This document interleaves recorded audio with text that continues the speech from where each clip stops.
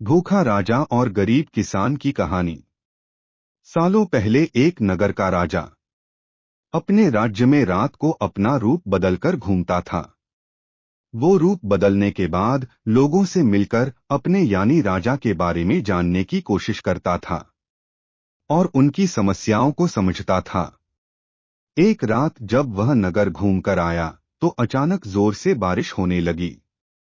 उसने देर किए बिना एक गरीब के घर का दरवाजा खटखटाया। राजा के दरवाजा खटखटाने के बाद घर से एक व्यक्ति निकला। वह एक गरीब किसान था जो अपनी पत्नी और बच्चों के साथ रहता था। बारिश तेज थी तो किसान ने राजा को अंदर आने के लिए कहा। राजा ने घर में जाने के बाद पूछा, क्या आप मुझे कुछ खिला सकते हैं? मुझे बहुत तेज भूख लगी है। वो गरीब किसान और उसका परिवार 3 दिनों से भूखा था और उसके घर में एक भी दाना अन्न का नहीं था। किसान के मन में हुआ कि भले ही हम भूखे हैं, लेकिन अपने अतिथि को यूं भूखा नहीं रख सकते। अब किसान ये सोच कर बेचैन हो गया कि अपने अतिथि का पेट कैसे भरा जाए। तभी उसने घर के सामने वाली दुकान से चावल चुराने की तरकीब सोची।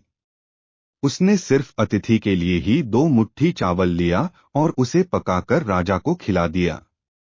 तब तक बारिश रुक गई थी और राजा अपने घर चला गया। दूसरे दिन दुकान का मालिक अनाज की चोरी की शिकायत लेकर राजा के पास पहुंचा।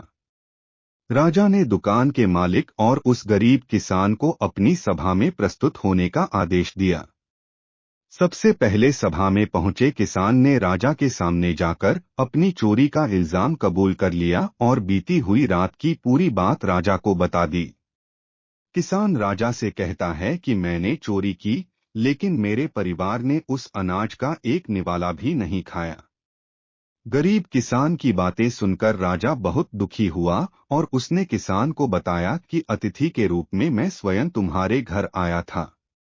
इसके बाद राजा ने सभा में पहुंचे दुकानदार से पूछा कि क्या आपने अपने पड़ोसी को चोरी करते हुए देखा था? दुकानदार ने जवाब दिया कि हाँ, मैंने इसे रात में चोरी करते हुए देखा था। दुकानदार की बात सुनने के बाद राजा कहता है कि इस चोरी के लिए मैं पहले जिम्मेदार हूँ और फिर दूसरा तुम हो, क्योंकि तुमने अपने पड़ोसी को अनाज की चोरी करते हुए देखा, मगर कभी उसके भूखे परिवार को नहीं देखा। तुम अपने पड़ोसी होने का धर्म बिल्कुल निभा नहीं पाए। इतना कहने के बाद राजा ने दुकानदार को सभा से जाने के लिए कह दिया और किसान की अतिथि निष्ठा भाव को देखकर उसे 1000 सोने के सिक्के इनाम के रूप में दे दिया। तो दोस्तों, इस कहानी से हमें यह सीख मिलती है कि अगर कोई हमारे आस पास रहने वाले मुसीबत में है तो हमें उनकी मदद करनी चाहिए।